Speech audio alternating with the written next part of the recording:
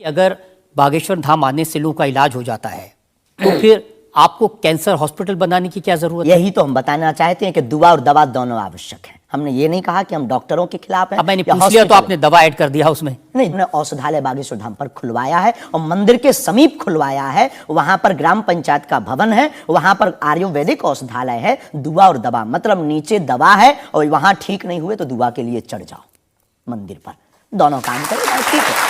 और ये कोई नई बात नहीं है, हमने ऐड नहीं की, डॉक्टर खुद ऐड करता है। ऑपरेशन करता है, जब ठीक नहीं होता तो वो भी कहता है तुम भी प्रार्थना करो। लेकिन ये सही है कि जिस इलाके में आप हैं उस इलाके में बहुत सारे ऐसे लोग हैं जो इसी तरह पर्ची निकालते हैं, जो इसी तरह दुआ की बात करते हैं। पूरे भारत में ऋषि परंपरा के अनेक लोग हैं, बहुत लोग तो नहीं कह सकते पर अनेक लोग पूरे भारत में हैं। और केवल हमारे इलाके में नहीं, पूरे भारत में। हमारे इलाके में बागेश्वर बालाजी की महिमा और दादा गुरुजी के पास दरबार से, कृपा से बहुत से महापुरुष और भी। मैं बताता हूँ, एक लवलेश नाम के गुरुजी हैं, 20 साल की उम्र है और वो भी इसी तरह से पर्ची निकालते हैं। वो भी इसी तरह से। हम कभी ऐसे मिले नहीं इस भाव से, हमारा कभी मिलना नहीं हुआ और इस विषय पर उनका निज मत हो हम कह नहीं सकते, ईश्वर जाने। नहीं, मत तो पता नहीं, उनके ऊपर रेप का इल्जाम है और वो जेल में है, कह नहीं सकते।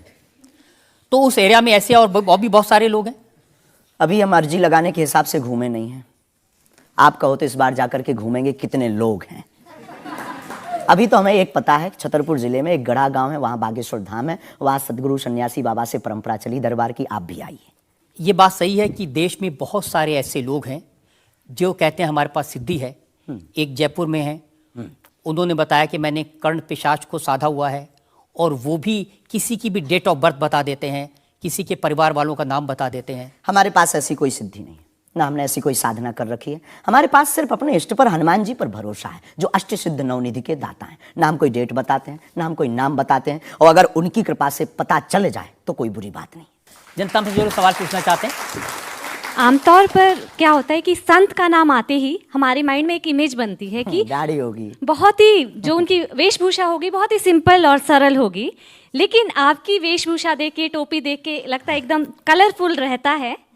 आपकी दुनिया ही रंगीन है तो साधु को भी रंगीन होना चाहिए। बहुत बढ़िया, बहुत बढ़िया। जब 7 रंगों की भरी दुनिया है माय डियर सिस्टर, 7 रंगों से भरी दुनिया है तो मुझे क्या दिक्कत है। और हम कोई साधु नहीं, हम कोई महात्मा नहीं, ना हमने चोला ले रखा है। हम एक वर्ण व्यवस्था की बात नहीं करेंगे, हम एक गुरु के शिष्य हैं और आम इंसान हैं। और अगर कोई सरनेम पूछे तो हम शुक्ल वंशीय सरयू पारी ब्राह्मण है। तो जो 7 ब्राह्मणों की वेशभूषा है वो हमने धारण की। गुरु के नाते हमने ये पादुका अपनी एक परंपरा को निर्वाहन करने के लिए धारण की। और टोपी कोई आया तो दे गया, अगर आप कुछ दो बहन हमें तो वो भी स्वीकार है।